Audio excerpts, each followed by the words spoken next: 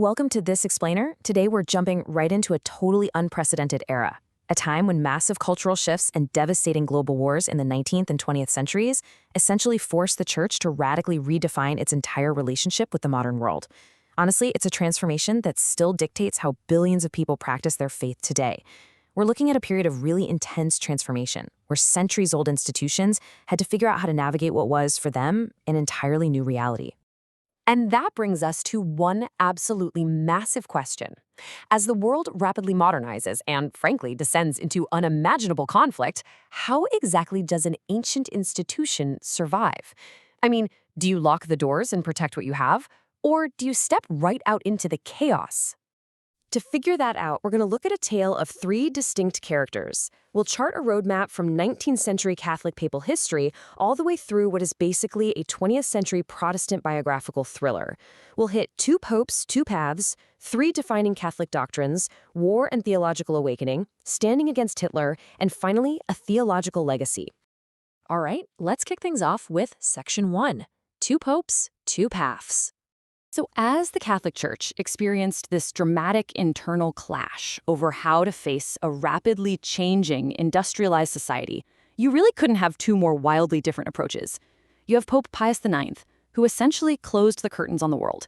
He championed a movement known as Ultramontanism, which basically meant looking inward. It centralized authority tightly around the Pope to isolate and protect the faithful. But then, on the flip side, his successor, Pope Leo XIII, stood at that exact same window and just threw the curtains wide open to actively engage with society's brand new problems. And you can really see the impact of that open curtain approach in Leo XIII's famous 1891 document, Rerum Novarum. Historically, the church was often seen as standing right alongside the upper classes, effectively baptizing the life of the wealthy. But Rerum Novarum, it radically shifted the paradigm. It actively fought for the working class. It stood firmly with day laborers demanding just rewards, fully supported social legislation to fix those terrible industrial working conditions, and even officially approved of trade unionism. It was a real game changer. Moving on to Section 2, Three Defining Catholic Doctrines. Now, as the church was grappling with all this dizzying modernity, it felt a really strong need to fortify its identity. To do that, it established three monumental theological declarations. The goal was to draw in the faithful and assert real spiritual authority. These major milestones dropped in 1854, 1870, and then skipping ahead a bit to a related doctrine in 1950. Let's look at that first one. The crucial point here is that in 1854, Pope Pius IX proclaimed the Immaculate Conception. This doctrine states that from the very first moment of her conception, Mary was kept totally free from original sin and remained sinless her entire life. Now, Pius IX did this quite strategically. It built fierce allegiance to the teachings of the Church, and it firmly affirmed Christ's divinity against all those harsh 19th century critics, basically by ensuring absolutely no original sin was passed down to Jesus. But hey, we need to bust a very common myth right here. The Immaculate Conception is absolutely not a synonym for the virgin birth. I know people mix them up, but they are two entirely distinct doctrines. The Immaculate Conception refers to Mary being preserved from original sin when she was conceived by her parents. The virgin birth, on the other hand, refers specifically to Jesus being conceived by the Holy Spirit. Over the following decades, this global devotion to Mary didn't just stay within the church walls. It exploded. It eventually captured the full attention of popular culture, even landing major cover stories in Time magazine. This soaring veneration naturally paved the way for that 1950 doctrine we mentioned, the Assumption. This one officially stated that at the end of her life, Mary was taken body and soul directly into heavenly glory. Okay, stepping back to the 19th century, we have our third major doctrine, papal infallibility, which was established in 1870. And let's go ahead and bust another myth while we're at it. Papal infallibility does not mean every single thing the Pope says is perfect. Not at all. Rather, it means he speaks infallibly only when speaking ex cathedra, which literally means from his official chair, on very specific doctrinal matters, expressing the general, tradition-backed belief of the whole Church. The Catholic Church actually claims a very deep biblical warrant for this authority. Just look at the stark difference in how folks interpret this single verse, Matthew 16:18. It reveals exactly why Catholics and Protestants fundamentally split over the foundation of the Church itself. Catholics view the rock as Peter the person, essentially the first pope. But Protestants, They view the rock as Peter's confession of faith. Which brings us to Section 3, War and Theological Awakening.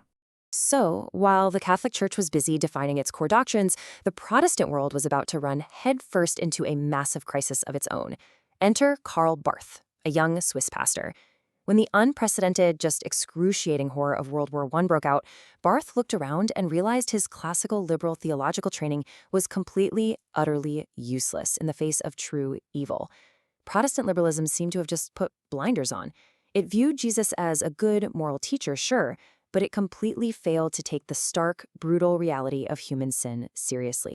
Barth's desperate search for real answers led to his 1919 commentary on the Book of Romans. And let me tell you, this was an absolute explosion of a text. It flipped the entire German-speaking theological world totally upside down. He fundamentally emphasized the massive, gaping discontinuity between a pure, righteous God and rebellious, sinful human beings. And honestly, after 4 years of brutal trench warfare, that dark reality was undeniably obvious. This leads right into Section 4, Standing Against Hitler. The stakes get even higher as we move into 1933. Barth is now a prestigious professor teaching in Bonn, Germany, and he collides directly with the terrifying rise of the Nazi Party. We can actually trace his journey regarding the Nazis step by step. At first, he started out with political neutrality. He viewed government as mostly a secular issue. But as Hitler's power grew and grew, Barth realized the Nazis weren't just politicians. They were illegitimate unleaders who completely abused their authority.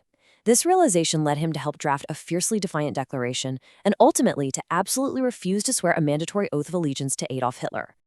Now, step 3 of that journey, the Barmen Declaration of 1934, was incredibly important. This was a profoundly brave line in the sand drawn by the underground confessing church. You see, the official state church had been completely co-opted and Nazified. So Barth and his allies demanded that pastors make a choice. You either choose the pure gospel of Christ, or you choose the tyranny of the Nazi regime. There was no middle ground. Barth's absolute defiance in refusing that oath to Hitler, that would typically have been a swift death sentence. But because Barth was born in Bern, Switzerland, his status as a Swiss citizen quite literally saved his life. Instead of being sent to a concentration camp like so many of his brave German peers, his defiance resulted in deportation back to his home country. And that brings us to our final section, Section 5, A Theological Legacy. Surviving the war allowed Karl Barth to return home to Basel University and embark on an unmatched theological journey. As our source material points out, he became an international public theologian of such a towering reputation that he was even recognized in Time magazine. His subsequent work served as this brilliant, systematic repudiation of the liberal theology he'd left behind, the same theology that had often just dismissed literal biblical events, like the physical resurrection, as mere metaphors. It's fascinating to compare the two paths here. While the Catholic Church navigated the 20th century by relying heavily on the depositum fide, you can think of it as a treasure chest of established set doctrines, Barth fully embraced the Protestant tradition. And that tradition is fundamentally built on the idea of continually rewriting and re-understanding theology for every new turbulent generation. Barth poured his entire mission of re-understanding the faith into his absolute masterwork, a massive project called Church Dogmatics. He wrote it continuously for decades, literally right up until the night he died in 1968. He'd work away in his study, famously adorned with a portrait of John Calvin, just listening to his absolute favorite Mozart records. So as we look back at the popes and the pastors who navigated these incredible trials of modernity, war, and total cultural upheaval, we're really left with one final provocative thought. When our own world changes unimaginably, do we close the curtains and retreat? Or do we boldly rewrite our dogmatics to face it head on? Something to think about.